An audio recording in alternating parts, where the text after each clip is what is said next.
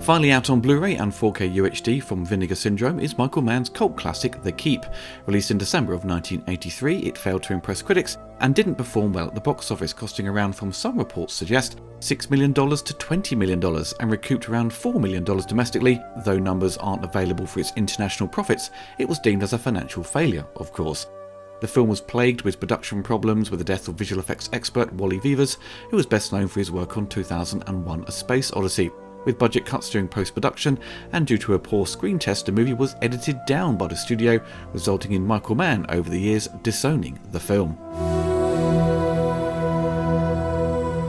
So for those who are unfamiliar with The Keep, it tells the story of a group of Nazi soldiers who set up camp in an ancient stone fortress in Romania. A couple of the Nazis attempt to loot the keep and unleash an evil supernatural force, and it begins to kill off the Nazis and drive the villagers mad. They bring in an ailing Jewish historian and his daughter to help translate a dead language written on the wall after the supernatural force was let loose.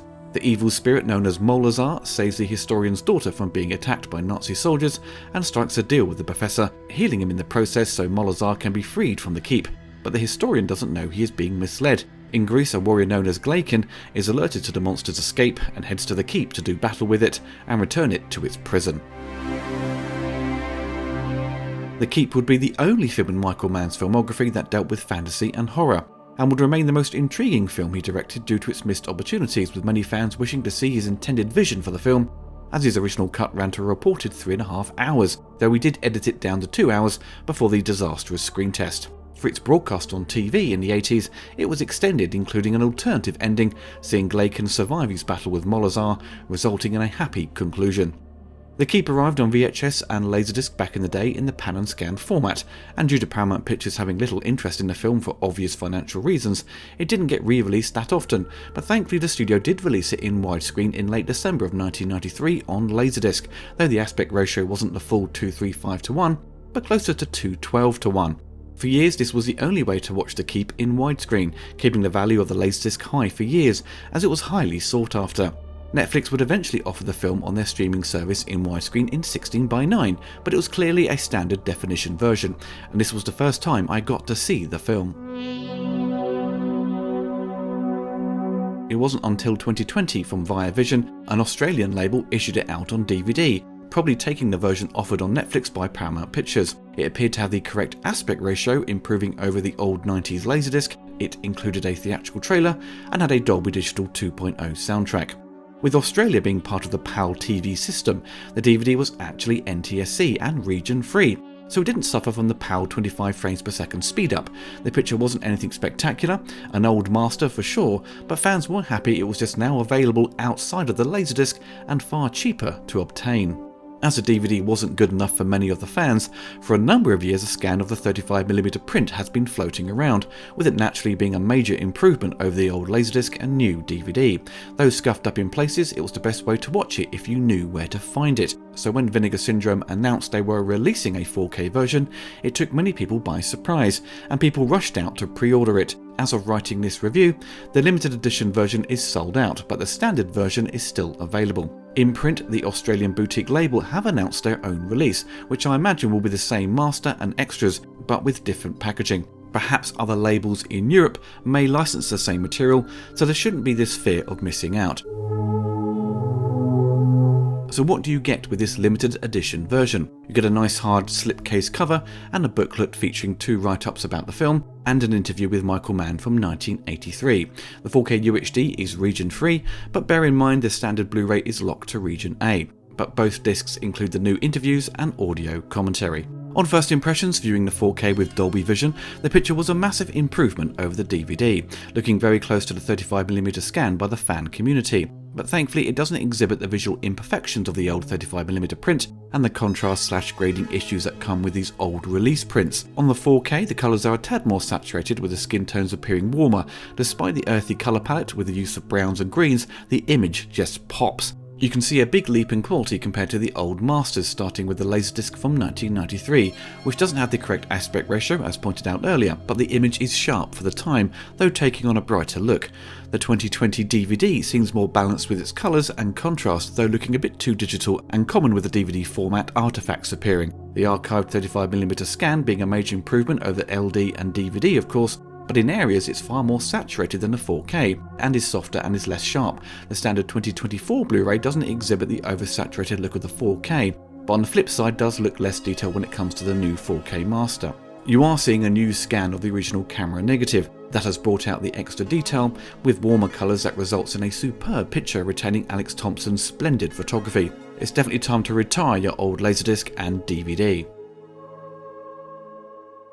The biggest problem with this new release is the audio. The Dolby Stereo mix has been problematic since day one, and for the subsequent releases to home video. The Laserdisc and DVD both exhibit poorly balanced audio, and so does the 4K.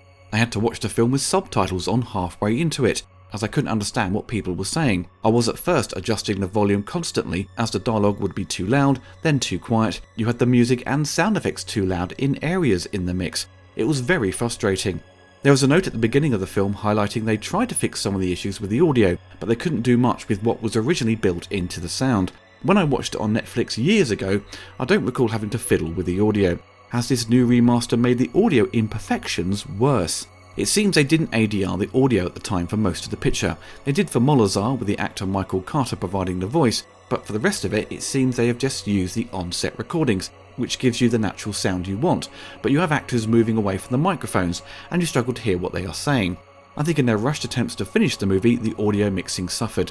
It's a shame they didn't get the original audio stems to reconstruct it for a new mix, as I would happily have had a beefed up Dolby Atmos track over the old stereo mix, which is wildly unbalanced and messy. It's probably one of the weakest stereo mixes I've encountered for a big theatrical studio movie. So when it comes to the special features, are they any good? Firstly, the audio commentary by film historian Matthew Gear is very informative and doesn't suffer from any dead air. He has plenty to say to fill out the runtime and offers insight into the production and comparisons to the book that is certainly worth a listen. The new interviews are generally very good, but the interview with the producer Gene Kirkwood, which is about 7 minutes in length, is an unfocused, rambling mess. He doesn't really offer much info on the film and its production, which is a shame. FX legend Peter Curran, who was brought in to complete some visual effects at the last minute so they could finish the film, doesn't really remember much, but points out he had to second guess how the effects would be visualised, as he had no direction. So you have a 5-minute audio interview cut to clips and photographs. Things improved greatly with an interview with the writer of The Keep, F. Paul Wilson, as he discusses the origins of his book and how it's not a vampire story but pretends to be one. He wanted something more dangerous than a monster that drinks blood. He talks about the book's success and how he visited the set at Shepperton Studios and was impressed with Michael's design and look of the film, despite having his issues with Michael's script and being frustrated and annoyed with the end results when he eventually saw it. This interview lasts about 25 minutes. The interview with makeup effects artist Nick Maley also runs to 25 minutes. He discusses how he started out in the industry, working with Stuart Freeborn and getting to work on Star Wars, which opened the doors for him, getting employed on Krull and The Keep. Nick said there was lots of tests and changes to create Molazar to meet Michael Mann's highly ambitious vision. The co-composer Johannes Schmolek chats about being part of Tangerine Dream and his contributions to the score. He mentions there is no authorised release of the soundtrack, despite one being published in the late 90s, featuring tracks he didn't recognise. This interview is about 11 minutes in length, but Johannes provides some great info for its short runtime. And finally, there's an interview with Michael Carter, who played Molazar. He explores how he got the part due to his height and his experience working under heavy makeup, having worked on Return of the Jedi. This interview has some problems with the audio, as the sound recorder put the lapel mic too close to his mouth, so it peaks and distorts, but it's still a very interesting interview. This one, like the others, lasts about 25 minutes.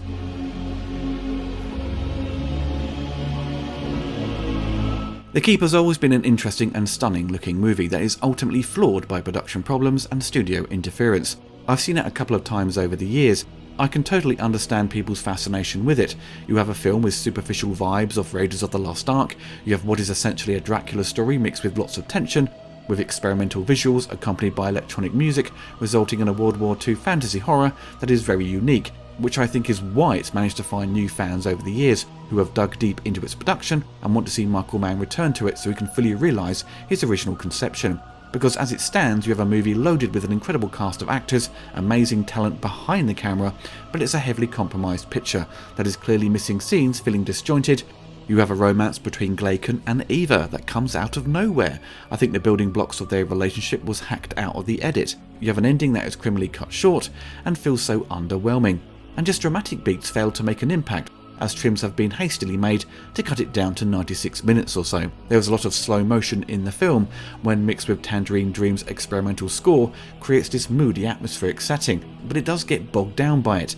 In Paramount's hasty attempts to trim the film down, perhaps they should have made changes to those scenes with the slow motion and put in more of the plot, as I would have preferred more dialogue over a scene of someone running slowly. It's very unfortunate the visual effects wizard Wally Vivas passed away, and with that his ideas for how to execute the visual effects for the finale were lost, as what he's finished and realised without his direction doesn't really impress and doesn't leave much for one's imagination. What he did complete with his FX team is impressive, especially with Molazar appearing in his early form in a cloud of smoke created by Roger Simons. The smoke appears reversed as Molazar approaches the camera. The other elements mixed in optically look stunning, and seeing the Nazis get their life force drained resulting in them exploding is expertly executed.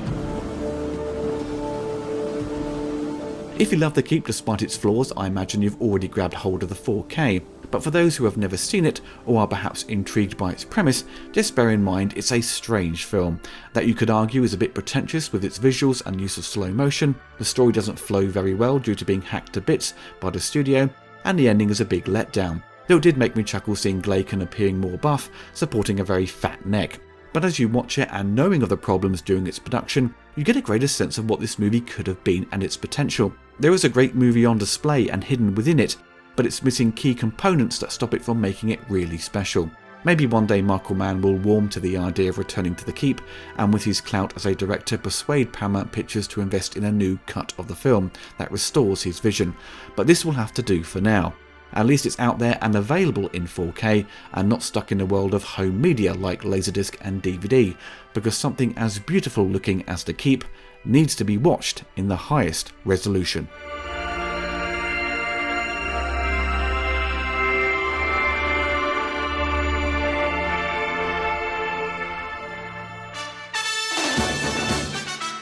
I hope you enjoyed the video. Don't forget to click the like button and hit the bell to be notified of my latest reviews. Big thanks to my patrons and YouTube members for supporting the channel. If you want to get involved and gain access to exclusive videos and take part in Q&As, follow the link below.